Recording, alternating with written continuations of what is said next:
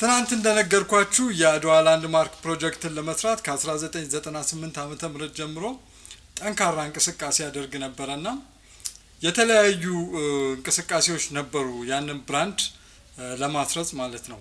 መጨረሻ ላይ ግን ምርር ሲለኝ ራሳቸውን የህወሓት ባለስልጣናትን ጠቅላይ ሚኒስትር መለስ ዜናዊ ጋር ከሰስኳቸው ማለት ነው። ይሄ ደብዳቤ እሱ ነው። መስከረም 29 ቀን 2004 ዓመተ ምህረት አድዋ ላንድማርክ 034602 ለክቡር አቶ መለስ ዜናዊ የኢፌዴሪ ጠቅላይ ሚኒስትር አዲስ አበባ የአድዋ ላንድማርክ ፕሮጀክትን ይመለከታል።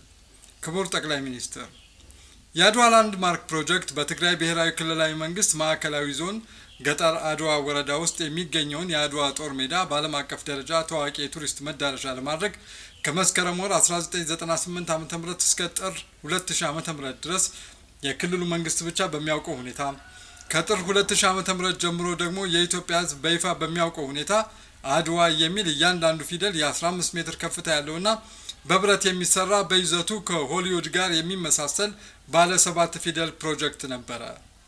ይህ ፕሮጀክት በክልሉና በፌዴራል መንግስት እውቅና አግኝቶ ብዙ ከሄደ በኋላ በተለይ በአንዳንድ አንጋፋ የህወሓት ባለስልጣናት የተቀናጀ እንቅፋት እንቅስቃሴው ለማቆም ተገዷል። ችግሩን ከርሶ በታች ያሉ በርካታ ባለስልጣናት እንዲያውቁትና እንዲፈቱት ተደጋጋሚ ጥረት ባደርግም ጊዜ ከማባከን ውጪ ይሄ ነው የሚባል መፍትሄ አላገኘሁም። ችግሩ የፕሮጀክቱ አለመንቀሳቀስ ብቻ አይደለም። ፕሮጀክቱን ለማንቀሳቀስ ከቤተሰቤ ጉሮሮ ላይ ነጥቄ ያፈሰስኩት ገንዘብ ውጤታማ ባለመሆኑ እኔና ቤተሰቤ ለከፍተኛ ችግር ተጋልጠናል። ሌሎች ስራዎቼ ላይ ስጋት አሳድሯል። ጊዜ ተበልቷል፣ ሞራሌ ደቋል፣ በመንግስትና በኢህአዴግ ላይ የነበረኝ እምነት ወርዷል።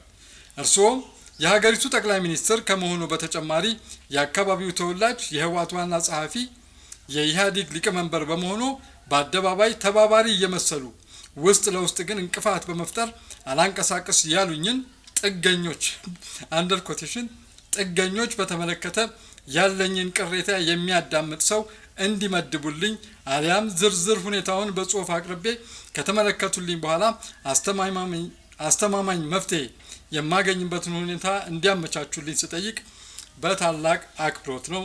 አድዋ ላንድማርክ ፕሮጀክት፣ ሰለሞን ግርማ፣ የፕሮጀክቱ ዋና ስራ አስፈጻሚ። ጉዳዩን የሚያውቁት ባለስልጣናት መካከል አንዳንዶቹ ተከሳሾች ናቸው እኮ። ክቡር አቶ ግርማ ወልደ ጊዮርጊስ የበላይ ጠባቂ ናቸው። ክቡር አቶ ስብሃት ነጋ፣ ክቡር አቶ ጸጋይ በርሄ፣ ክቡር አቶ በየነ ምክሩ፣ ክቡር አቶ አርያ መርድ፣ ክቡር አቶ ከበደ አማረ፣ ክብርት ወይዘሮ ፈትለ ሞንጆርኖ፣ ክቡር አምባሳደር መሐሙድ ድሪር፣ ክቡር አቶ በረከት ስምዖን፣ ክቡር አቶ ዘርአይ አስገዶ ይህንን ደብዳቤ ያስገባው። ከዛ በኋላ ምን ተፈጠረ የሚለውን በሚቀጥለው ቪዲዮ አቀርብላችኋለሁ።